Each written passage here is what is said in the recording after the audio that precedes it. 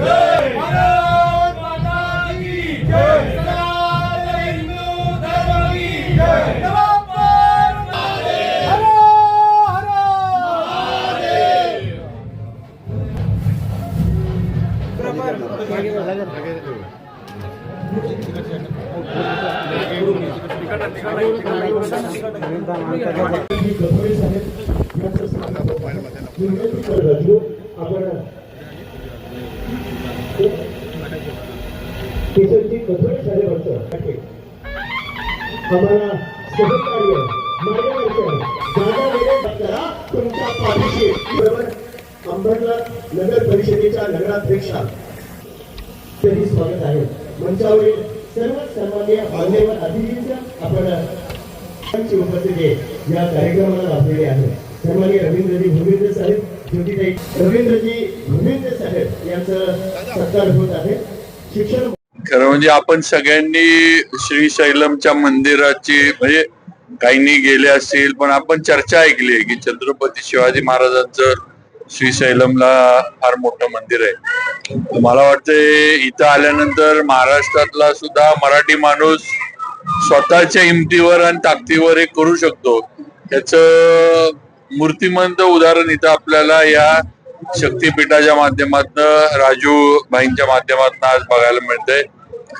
मला म्हणजे मनापासून मी पण भारावून गेलोय की आज मी त्या घराण्याचा वंशज आहे किंवा या घराण्याचा एक सदस्य आहे, पण आज जे काही सगळं इथलं भव्य दिव्य सगळं स्वरूप बघतोय हे नुसतं प्रेम नाही, तर मला वाटतंय राजू भाऊच्या रक्तात सुद्धा शिवाजी महाराज आहेत असं म्हणावं लागतं।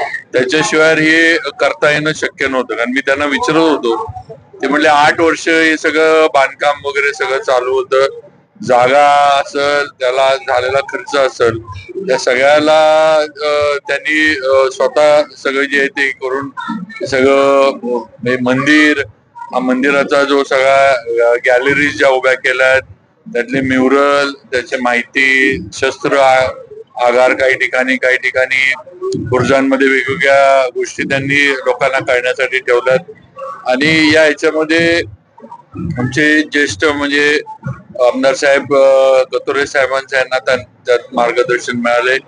पुढचे पण अजून काही त्यांच्या संकल्पना आहेत। या ठिकाणी एक गुरुकुल स्थापन करण्याची त्यांची संकल्पना आहे। बाकी मग काय बगीचा असेल किंवा जे काय असेल 3 एकरामध्ये मला ते म्हणले किंवा आम्ही 3 एकर अजून जागा घेऊन ठेवली आहे, त्याच्यात हे करायचंय।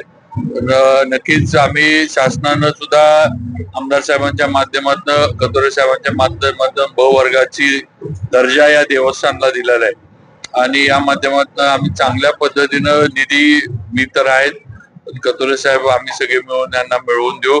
आणि रस्त्याचा पण एक विषय मला त्यांनी सांगितला, तर त्याच्यासाठी पण जर तो रस्ता आता महानगरपालिकेनं ठरवावा ते कसं महापालिकेच्या आमची जर मदत लागली तर फक्त तो रस्ता आमच्याकडं हँड ओव्हर करायला लागेल पीडब्ल्यूडी कडं. यासाठी आम्ही आमच्याकडनं पण निधी उपलब्ध करून देऊ.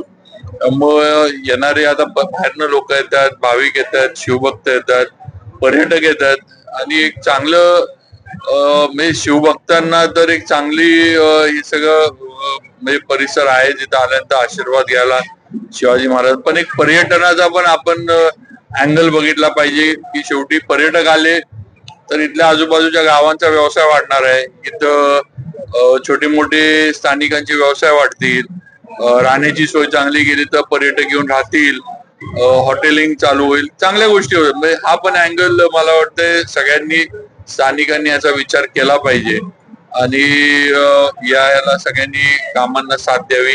आमची साथ आहे आणि आमदार साहेबांच्या, कतोरे साहेबांच्या मार्गदर्शनाखाली आम्ही नक्कीच राजू भाऊंना पूर्ण मदत करू. आणि मी त्यांना आई तुळजाभवानीच्या चरणी प्रार्थना करतो की राजू भाऊंना, त्यांच्या कुटुंबियांना आणि त्यांच्या सर्व सहकाऱ्यांना आई तुळजाभवानीनं भरभरून आशीर्वाद द्यावेत आणि त्यांना सुखामध्ये समाधानामध्ये ठेवावं अशी प्रार्थना करतो.